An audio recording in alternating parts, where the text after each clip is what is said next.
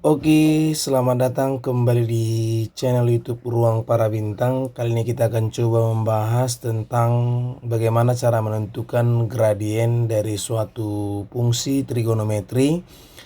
Nah, dengan menggunakan konsep turunan. Nah, di sini kita lihat untuk contoh yang pertama, bahwasannya gradien garis singgung kurva Y sama dengan tangen X pada X sama dengan 1/4 Pi adalah. Nah, jadi adik-adik bisa kalian lihat bahwa di dalam teori yang ada di website Ruang Para Bintang, kita lihat bahwasannya M itu adalah F aksen X atau turunan pertama dari suatu fungsi. Nah, kita misalkan ini juga bisa Y aksen atau DY per DX begitu ya. Nah, sekarang Y sama dengan tangen X, berarti Y adalah tangen X, sehingga Y aksen adalah turunan dari tangen adalah sekant X kuadrat. Nah, dengan mensubstitusi bahwasannya untuk menentukan nilai M-nya, maka bisa kita buat mensubstitusi X-nya, ya kan? Nah, berarti kita ganti X-nya, di mana X-nya 1/4 Pi. Berarti sekant 1/4 Pi kuadrat. Nah, kalau kita ingat 1/4 Pi ya, X-nya tadi kan 1/4 Pi, artinya 45 derajat gitu. Nah, jadi ini sekant kuadrat 45 derajat. Nah, sekant itu kan 1/cos, berarti 1/cos 45 dipangkat 2 gitu ya. Berarti 1/, ini kan setengah akar 2 pangkat 2. Nah, jadi 1 bagi setengah kan 2 per akar 2 pangkat 2. Atau boleh kita buat 4/2 sama dengan 2. Nah, jadi gradiennya adalah 2. Nah, itu untuk contoh soal nomor 1. Nah, kita coba di contoh soal nomor 2 ya. Nah, di contoh soal nomor 2 kita lihat di sini masih tentang gradien kan. Jadi kita coba eksekusi.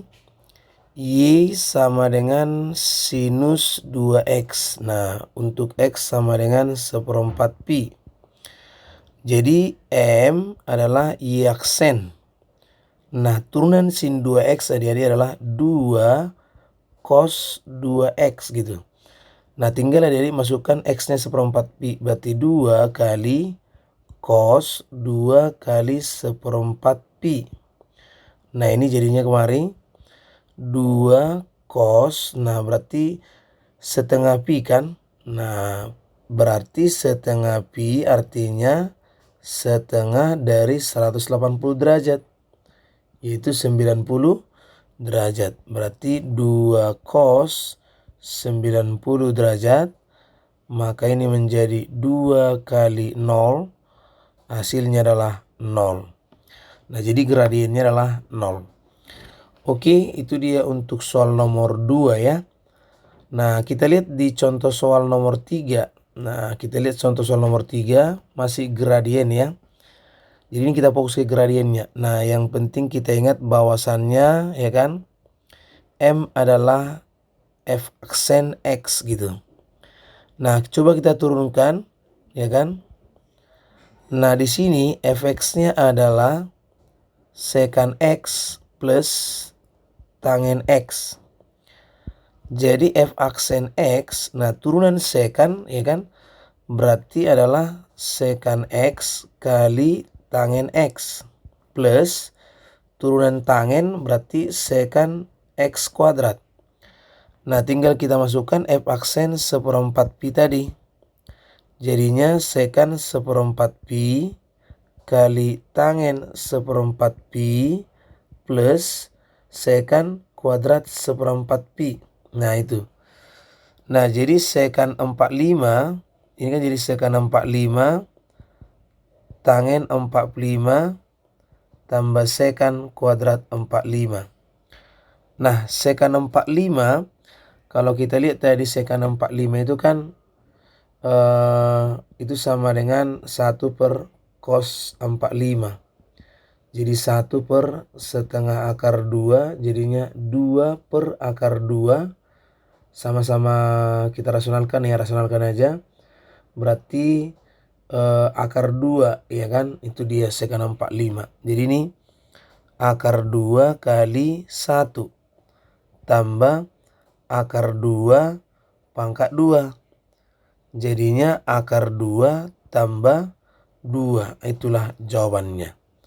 Akar 2 ditambah 2. Oke, contoh nomor 3 ya. Sekarang kita masuk di contoh nomor 4 ya. Nah, ini kita lihat gradien. Nah, fx-nya kita tulis dulu. Fungsinya yaitu x dikalikan dengan cos 2x ya. Nah, ini. Jadi kalau seperti ini kita ingat adalah konsep perkalian dua fungsi. Nah, ingat bahwasannya ketika fx sama dengan u kali v, berarti f aksennya ini menjadi u aksen kali v tambah v aksen kali u. Nah, jadi di sini kita misalkan mana? U-nya adalah x, sedangkan v-nya adalah cos 2x. Maka u aksennya menjadi 1. Sedangkan v aksennya menjadi min 2 sin 2x. Begitu.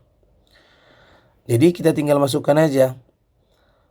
F aksen x sama dengan u aksen 1.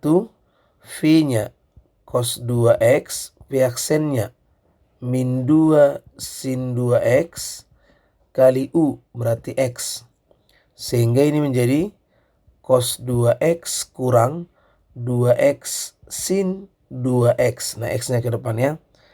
Nah, pertanyaannya adalah gradien kan. Nah, jadi ingat gradien adalah turunan pertama gitu ya. Jadi langsung aja kita buatlah dia. Cos 2x dikurang 2x sin 2x. Nah, berarti sama aja misalnya f aksen berapa? F aksen min pi per 4 gitu. Jadi sama dengan cos 2 kali min pi dibagi 4 kurang 2 kali min pi dibagi 4 kali sinus 2 kali min pi dibagi 4 gitu. Bisa ya? Nah, berarti ini kita coba buat jadinya M sama dengan cos, karena 2 dengan 4 itu tinggal jadi min pi dibagi 2 ya kan. Nah, ini jadi plus pi per 2 ya kan.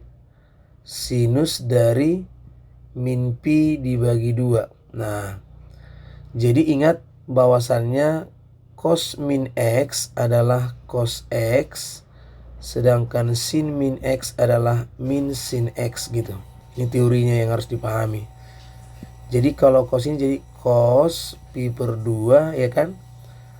Ini jadi minus ya, berarti minus pi per 2 sin pi per 2 gitu.